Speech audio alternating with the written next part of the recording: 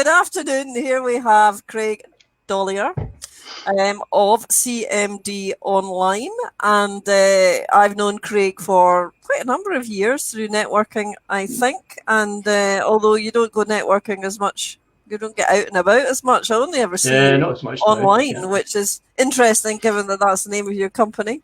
And then at Christmas, And Christmas, when we're usually getting drink. Alison, you are showing. Yes, you are showing. It's come through. So, hi, Alison. You have clicked the link and you are showing. So that's brilliant. So, Craig, so how long have you been in business and what is it you actually do? Well, that's me just over a decade working out my own. So 2009, July 2009 is when I kicked off a company, and it's predominantly the core business is working with fire alarm systems. So I don't generally get involved with installation work, but I do design stuff, I do commissioning work, inspection work, and supply kit.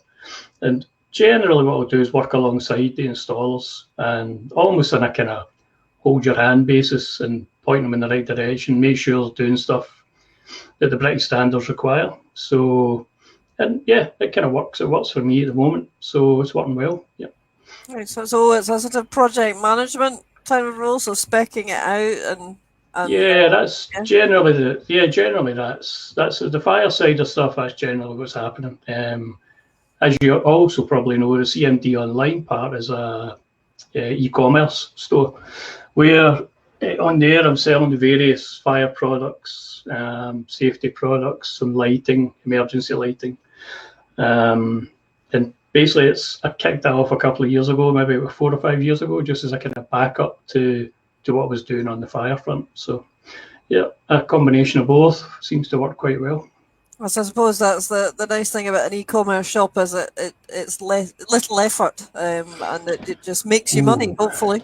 A little effort is a huge amount of effort, But I mean, don't get me wrong, you could pay somebody and have them build it and put the products on, but I feel you never get it the way you actually want it.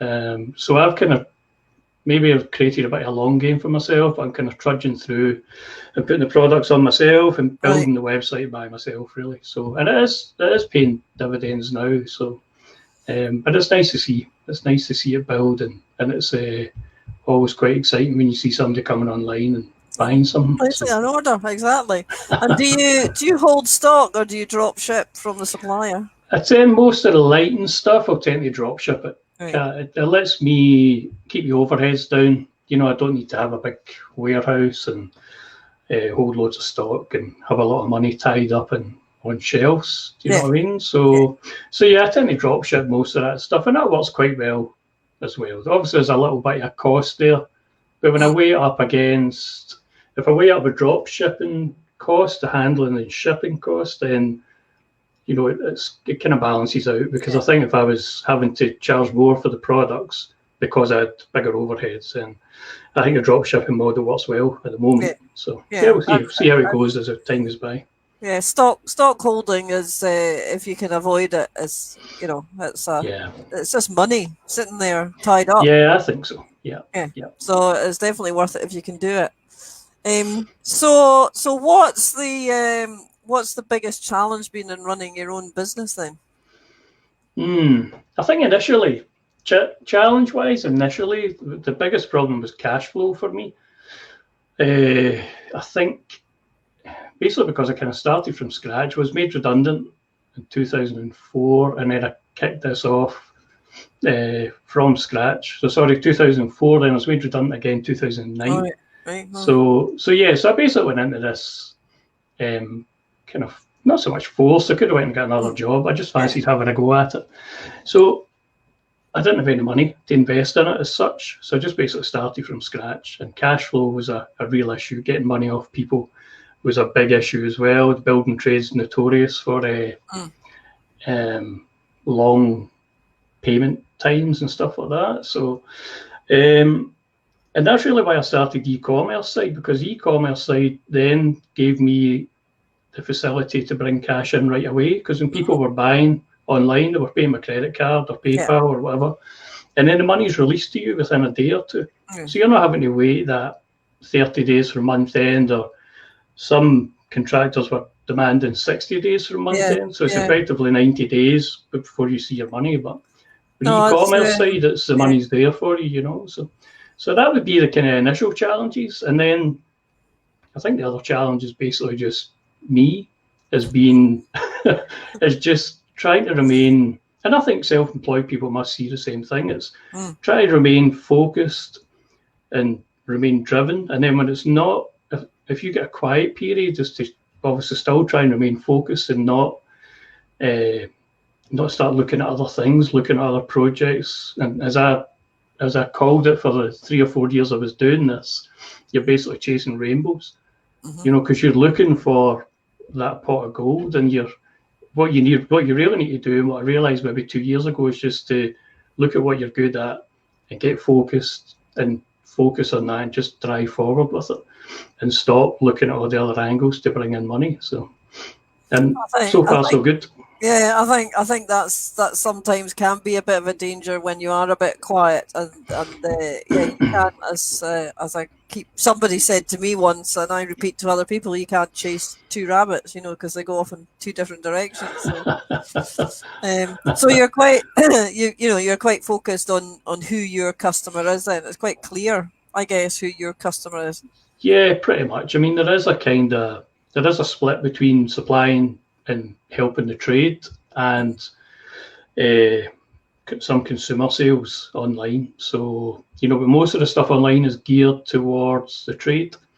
There is some home automation stuff that you probably see the consumer would jump in and buy themselves. So by home automation, I mean like your sort of Alexa sockets and stuff like that, you know, where you can ask it to switch lights on, switch lights off, and adjust the heating and all that kind of stuff. So that's stuff I've just introduced in the last 6 months. But again, I don't see that as being a chasing rainbow situation. I see that as being just adding more products to the collection that's there. So so that's pretty much that. That's it. As I say, the main challenge is staying focused. I think it's too easy when you're working for yourself and you're working from home. I'm based it's a home-based business. You get so many distractions, haven't you? You know, you end up being a bit of a domesticated chap doing washings and putting dishwashers on. And yes. You see, if I now go and spend any time actually sitting in somebody's office, which I do quite frequently with a client or whatever, and you actually see how much work actually gets done. You know, there's wee chats and wee coffees and wee this and meetings and all sorts of things. And actually their productive time is probably less than people who work from home. I mean, genuinely, you know, sometimes I just sort of think, wow, it's quite interesting. You know, if you to sit there with a clipboard and a stopwatch or something, you do an old time and motion study or something, and actually see how much time people spend productively working in an office. I think it would certainly compare very favorably, and I don't genuinely have any issue with if you take 10 minutes to unload the dishwasher while the kettle's boiling, because that's probably what happens. You go down to make coffee. I think that's a good productive way to be spending your time. And you need a break away from the desk anyway. You need to go, you know, stand up, move around. That's right. Hydrate. All these kind of things. Anyway, so being sat at your desk, you know, from 9 until 1 or something is not really an option anyway. You know. Yeah, that's true. And you can't focus. You can't possibly focus for that amount of time. But it is. I think if it starts to get on top of you and you're losing focus, then I think sometimes there's nothing better than just grabbing a laptop and going to a local coffee shop or there's a couple of hotels local to me that I'll maybe just go and sit. They've got good Wi-Fi, so you can just sit and work away and get some stuff done, and then come back to the house and then do your washings and unload the dishwasher. So. Yeah, and I mean that's one of the reasons I've got a co-working space in Glasgow as well, and I find when I go there, I have a different mindset, and I work in a different way. But equally, it's just nice to be surrounded by kind of other self-employed people, and Right. start to have conversations and potentials for Whereabouts is that, collaboration. Kat? It's Collaborate in Montrose Street in Glasgow. All right. Yep. So in the Merchant City. So it's 5 minutes from Queen Street Station. So that suits me really well. I can just pop in a train, be there, spend the best part of a day there. But it's also good for meetings. So I've had a couple of kind of coaching meetings in there recently, Right. where people Yeah. have come in for an hour, and we've done an hour's coaching. And it's a really nice environment as well. So but this home working thing is all a big myth. People saying they tried to work from home, and people trying to micromanage them, and they have like messaging like Slack or something, or Skype or something on all the time, and they're actually sort of penalised if they don't immediately answer it. Because Right. some Okay. people are saying, "Oh, you're not at your computer, so you're not working." It's like, well, apart from anything else, if you're in flow, perhaps you're writing a report or something like that. How irritating would that be? Yeah, if you've got to stop and answer Stop and questions. answer a stupid question. That's not productivity. But imagine being micromanaged to that degree. It must be horrendous. I think there's a great argument for having more people work from home, and because in turn you'll keep people out of the city. Yes. You'll reduce the congestion on transport and motorways, and then if the broadband system improves in the country, then there's no reason why you can't be accountable and work from home. Employers can be more flexible and let you do what you need to do with your kids, doing the school run and stuff. You sit down at your desk at the back of 9 and you're ready to play, so exactly. As opposed to being in an office where there's a whole load of conversation about what happened in Peaky Blinders last night or something, for about half an hour. But yeah, so I went to a thing, this new ultra low emission zone that they're going to be bringing into Glasgow. Okay. And I was actually on the train on the way in thinking, but this is mad. This is totally mad. Why, if you go in on a train into Glasgow or Edinburgh, at 8 o'clock in the morning, and there's all these people, and that's what they do every single day, and you just think this is just mad. Why do these? There are obviously and it's the same with this 4-day week thing and flexible hours. It's if there's a service element there. If you have a shop, you obviously need to open the shop, and people need to be there. Yeah. Cafes and restaurants need to have people there to service people, so that's a different sort of situation. But if you've got an office type job, does it matter where you are? So I think we do need to rethink some of these things. Yeah, I think we need to be a huge change going forward. But it's a huge mindset change for employers, right? Because there's a huge trust issue. I think last night I was dropping some materials in Paisley, and I got caught up in the traffic coming back from Paisley, and there's roadworks on the M8, but there was also an accident. So, I clicked on the sat nav to see if there was a quicker way home, and it pointed out that the waiting time on the M8 was going to be an extra 40 minutes. And I was thinking to myself, why do people do this? Why? I don't know. Day after day, it would drive me up the wall. So it would absolutely. I did a year of traveling into Edinburgh when I was contracting, and I did it for a year, and that was absolutely fine. And then I set up my own business, and I had to go into Edinburgh, and I had to get the same train that I used to get, and this was like, several months, if not a year or so later. I went to stood on the platform and just saw all the people standing on the platform who were still doing the same thing as they'd been doing, and I just thought, why? But anyway, never say never, because we might end up back there. Eh? Well, exactly.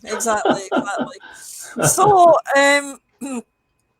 discipline and focus. I'm just, as people know who have watched this before, or who, like Andy, hi Andy, I can't remember if I said hello earlier, have participated in this. What we do is, in order to make it less scary, although Craig and I have been online before, what was that thing we used to do? It That was Blab. It was a cracking Blab. app called Blab. Why has nobody done that again? I don't That was know. superb. Friday afternoon Blab That's with Graham right. and Helen, wasn't it? And Yeah. Per and Margaret. And Margaret, and then there was people coming on. You'll know Jen Lehner from the States. She came on a couple, Yes. and Yeah. so she done a kind of Sam, somebody down south. Sam. yeah, vaguely. I want to Yeah, I say mean, Sam Martin, but I'm not sure. She but popped up. that was a great community that was getting built there, and I don't know what happened to the Blab thing, but I'm really surprised that nobody has done a copycat. And this is maybe as close as you would get. I don't know. StreamYard's maybe as close as you would get to the old Blab. I don't know. I think you can do public streams, can't you? And people can drop in and out. And, Yes. Yeah. You can have what 6 people on screen at one time or something like that. So yes. yeah, but yeah.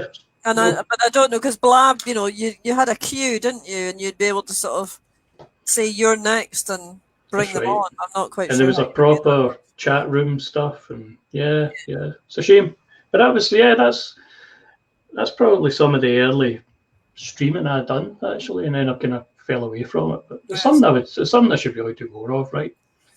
Yes, I mean I think we had a pre-chat on Wednesday. Was it Wednesday? I can't remember. Yeah, I think so. Yeah, Tuesday or Wednesday. Yeah. And yes, we were kind of talking about if you are comfortable in front of the camera, and you clearly are, talking to the camera and talking about your stuff as that's what people want now. I think as we said at the time, I don't know whether I would struggle talking to myself or talking to the lens. So I think it's easier when there's somebody else in the room, or somebody else on screen with you. But yeah, it's definitely something I need to give a try. Yeah. I think I've gone live a couple of times with lives, not very often, but gone live maybe 3 or 4 times when there's been nobody there for whatever reason. Nobody's come on live, and I'm okay with that. I think I said to you, if it's something where I'm kind of generally chatting around a theme and there's no time limit, I'm absolutely fine. But see if I have to do a promo, like a 90-second promo, where I've got to get a punchy message across in 90 seconds. I think is that the Instagram limit? Possibly, yeah. I just can't do it. I just sound like I'm reading it because I kind of am.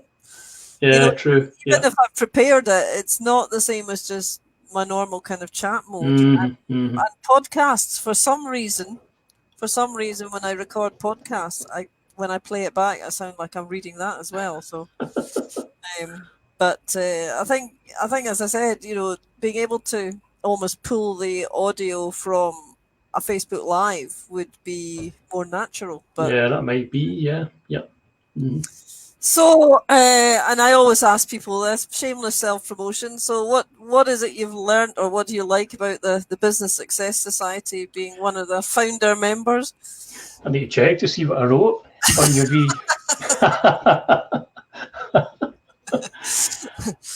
What did I write before I tripped myself up in case about the importance of systems, processes, and knowing your numbers. So there you go. Yeah, there you go. It's almost like I was reading a script, Kat. I know. No, I think one of the big things I learned from one of your early live streams was, what was the one you spoke about? Something to do with an olive, right? Oh yeah, finding your olive. I love that. Yeah. So I had a look at that sort of thing, and then just you see if there's areas where you can maybe tweak a price. So even just looking at a couple of, like, this is basically looking at your numbers, I suppose, but even just looking at a couple of prices, and then spending maybe half an hour just doing a little bit of research to see how you're competing, see how your competitors are priced online, for example. And then there was 2 products in particular that I was able to nudge the price up, because I realised that I was working on a kind of fixed margin, when there really wasn't any need to be selling that at the same margin as product B, for example. So it's quite interesting that way, I think. Just having a look at the numbers, also having a look at figures from previous years and just seeing what's working and what's not, so being able to tweak things in that. in that area. And then what else? Systems and processes, right? So I think trying to get more disciplined with my time through the day and putting in building processes and just trying to stick by it by the hour. So I read somewhere about setting little alarms on your phone so that you work on a particular item for maybe half an hour or an hour. Give yourself a window, and then when the alarm goes off, stop and move on to the next thing. Because when I start to get bogged down, as I look at the work I need to do, and there's masses of work on the website for putting new products on, and I could literally spend a full week solid just adding products and tweaking stuff on the web. But I really need to break it down and just do six a week or 6 products a day or whatever it needs to be, and not get bogged down with it. So yeah, I think one of the I think that's actually something that came out of the E-Myth as well, isn't it? There's something in that about breaking what you see as a big task and break it down into small tasks, and it makes it more manageable, right? Make a little list, tick it off as you do it. There's a thing about making the list and actually writing stuff on the list that you've already done. Yes, yeah. And then you can take your pen and score out the one you've already done. Almost immediately you write it. So I think there's a thing as well, because I'm all for my calendars on my phone and CRM and task lists and things like that, but there's nothing quite like having a notebook and writing the things out that you need to do. Or I now have a sheet for planning out the day, and I find that there's something different about that. It engages a different part of your brain. If you write it down, or I've got a whiteboard on the wall just above me, and writing stuff on that, just, I don't know, like you say, it must just engage a certain part of your brain, because if you don't write it down, and you still know you've got those, whatever, 10 tasks to do of that day, but if you don't write it down somewhere and start scoring them off or ticking them off, you just don't seem to get them done. So there's something about a whiteboard as well. I mean, you can't see it at the moment because you can see the corner there. It's got the business model canvas on it. So from the teaching I was doing last week, and because I need to actually do it for myself. So it's all, teaching other people to do it, and I need to actually sit down and do it. So I've kind of got the bare bones of it now, but I need to flesh it out. So but I need another a bigger whiteboard. I'll need another whiteboard, because I also need to have the whiteboard that's got the notes on it and the things I need to do, because it's each time I look at it, it's kind of there as a visible reminder, which I think works quite well for me as well. If it's on the board, it's kind of evident what you're supposed to be doing. Yes, I agree. So there we have it. That's been quite painless, I think, has it? Yeah, I think the most painful thing was writing your questionnaire and returning that. So. I know. I think I did say to you, I've got a forum phobia, right?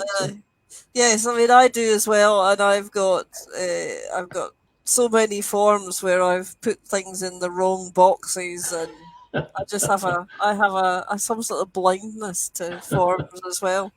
I filled in a form for something once, and I thought it was a financial thing, and the guy came, and I had to say, I need another form because I've made a complete utter big zero of this. Put my date of birth in my salary field or something.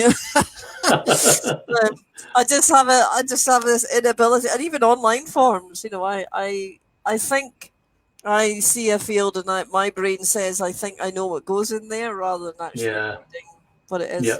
So I think you start to write on the online forum, and you end up creating 6 pages worth of having jumping down. So yeah.